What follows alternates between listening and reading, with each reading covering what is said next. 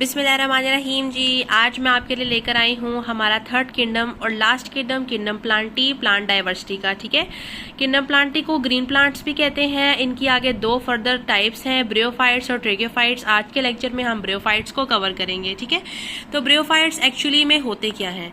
Bryophytes simple plants हैं, सबसे पहले ये इवॉल्व हुए थे, बाद में ट्रेगोफाइट्स आए हैं। ये थोड़े एडवांस प्लांट्स हैं जो आजकल पाए जाते हैं। ठीक है, तो सबसे पहले किंगडम प्लांटी का थोड़ा जिक्र कर लेते हैं कि क्या है, मल्टी सेलुलर यूकैरियोट्स हैं, कि ये प्रोकैरियोट्स नहीं है। इनकी वेल डिवेल्प्ड सेल वॉल होती है, वेल डिवेल्प्ड ऑर्गेनल्स होती हैं और न्यूक्लियस भी वेल डिवेल्प्ड होता है। और ये मल्टी सेलुलर है, एक से ज्यादा सेल पर मुश्तमिल होते हैं। ठीक है, उसके अलावा है सेल वॉल क्या है, इनकी सेलुलोज और पॉलीसेकेराइड से मिलकर बनी होती है, इसमें काइटिन नहीं होता है।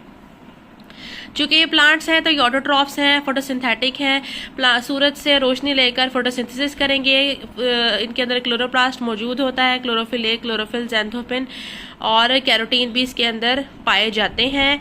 और इसके थ्रू क्या करता है, अपना फूड खुद प्रिपेयर कर सकता है। इसमें अल्टरनेशन ऑफ जनरेशन पाई जाती है, यानी स्पोरोफाइट भी होगी, गेमिटोफाइट भी होगी। और स्पोरोफाइट से गेमिटोफाइट और गेमिटोफाइट से स्पोरोफाइट का जो सफर होता है उसे अल्टरनेशन ऑफ जनरेशन कहते हैं। स्पोरोफाइट में स्पोर्स प्रोड्यूस होते हैं जो कि डिस्पर्स होकर आगे नए प्लांट में कन्वर्ट हो जाते हैं।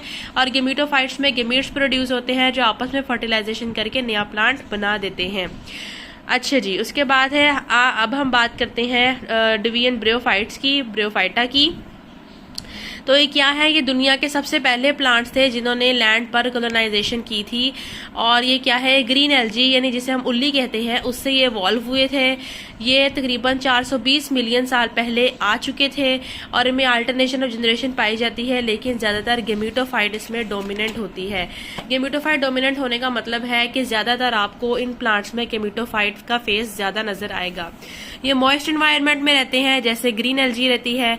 इनके अंदर रूट्स नहीं होती जिसकी वजह से ये सॉइल के साथ एंकर कर सकें, तो इसमें रूट लाइक स्ट्रक्चर राइजोइड्स पाए जाते हैं। ठीक है, रूट्स एडवांस फॉर्म है और राइजोइड्स पहले पाए जाते थे, तो इसमें रूट्स नहीं होती थी, तो इसमें उसकी जगह पे फिर प्लांट कैसे अपने आप को सॉइल से जोड़ता था, राइजोइड्स की फॉर्म में। मैं आपको इसकी पिक्चर यहाँ पर कहीं दिखा दूंगी ताकि आपको ज्यादा अच्छे से क्लियर हो जाए।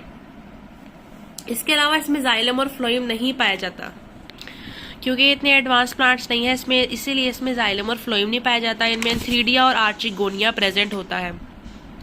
एंथ्रीडिया और आर्चिगोनिया क्या है? Antheridia actually male reproductive organ है जिसके अंदर मेल के जो पार्ट्स हैं वो प्रोड्यूस होते हैं, और आर्चिगोनिया फीमेल रिप्रोडक्टिव ऑर्गन है। ठीक है, वो इनमें पाए जाते हैं। लेकिन क्या है कि मेल रिप्रोडक्टिव ऑर्गन और फीमेल रिप्रोडक्टिव ऑर्गन को आपस में मिलने के लिए वाटर की रिक्वायरमेंट होनी चाहिए। यहाँ पर ये थोड़ा सा एमसीक्यू के लिहाज से, शॉर्ट क्वेश्चन के लिहाज से भी इंपॉर्टेंट है कि यहाँ पर जो सेक्सुअल रिप्रोडक्शन होती है वो बगैर वाटर के ब्रियोफाइट्स में पॉसिबल नहीं हो सकती।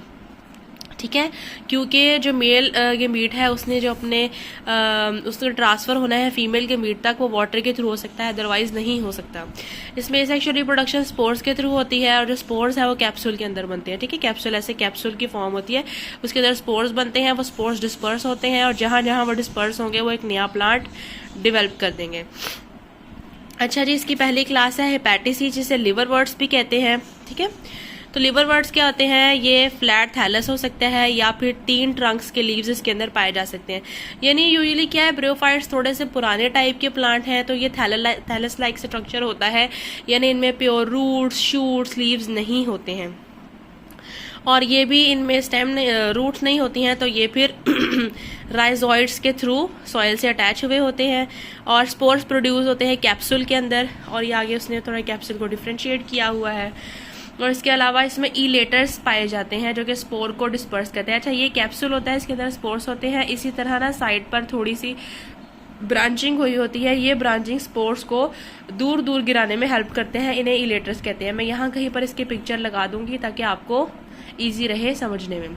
उसके अलावा इसकी दूसरी क्लास मोसिस है, उसके बारे में बात करेंगे कि इसका लीफी स्ट्रक्चर होता है, ये स्पाइरली अरेंज हुए होते हैं इनके लीव्स। मैं ये स्पाइरली अरेंज की पिक्चर भी आपको लगा दूंगी, कैसे लगते हैं स्पाइरली अरेंज हुए लीव्स।